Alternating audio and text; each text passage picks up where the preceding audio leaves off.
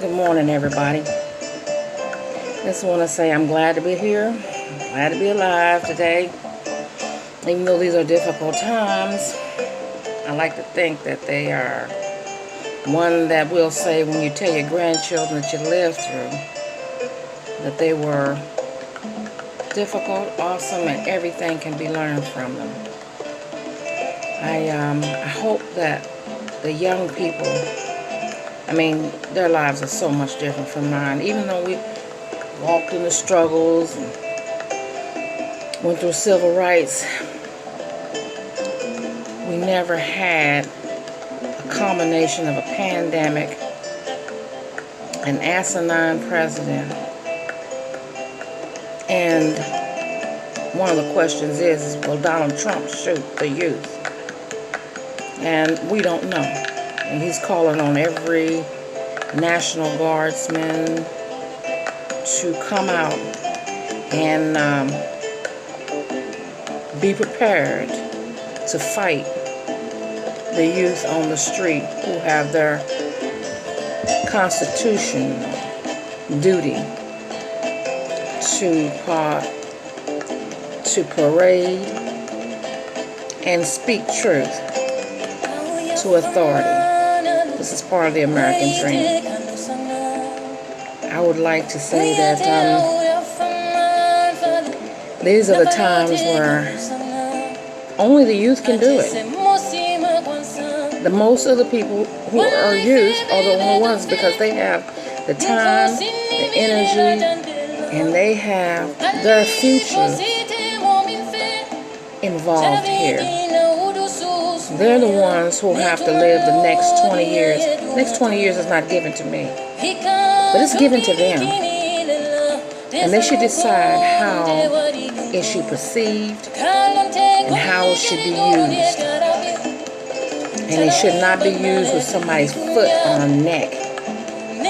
African Americans have been here for 400 years. Can you imagine having a strike, a balance, and pull yourself up from bondage of 400 years only to let this continue? How long can you do this? How long can you do this before somebody would say no? So, this is the question of the day. Will we let a dictator like Donald Trump shoot the youth? Does he feel so emboldened that he has to be there, that he is the God-savingest man of the world? He went across the street with a Bible in his hand after he shot his way through a crowd.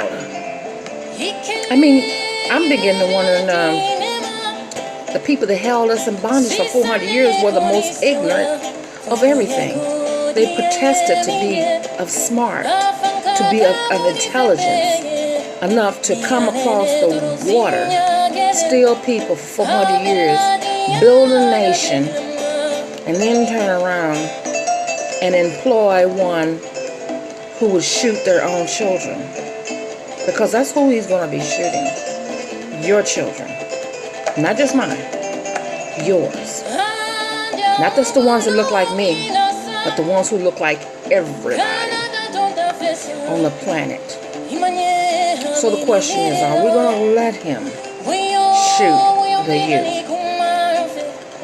These are times when everybody, young and old, must come out of their comfort zone and join this struggle by any means necessary. That's what Malcolm X said. We will set this right by many means necessary. He didn't say that by color. He said that by people and people power. And what the people have to bring to the game. What I have to bring is my past experience of organizing and exactly my support to the youth. I support you in your endeavors. I support this movement of we must right this wrong for Tamir. When I think of Tamir Rice, The youngest of all the people that I know that I can call his name. 12 years old, playing in the park with a toy gun. How many times when I was a kid did I do that? But I never, ever, ever died or thought I would be shot for it. And these are the things that's happening every day to African Americans. And this is an increase. This is an increase of an assault. It's designed from the idea that white supremacy will rule back again. If it's one thing I've ever learned in time, we don't get time back again. And who would want those times again? Who would want them? What would it mean for you? That somebody would have to stand on the other side of the street as you walk past, bend down. So, it wouldn't mean that you would be smarter. Love, I mentioned.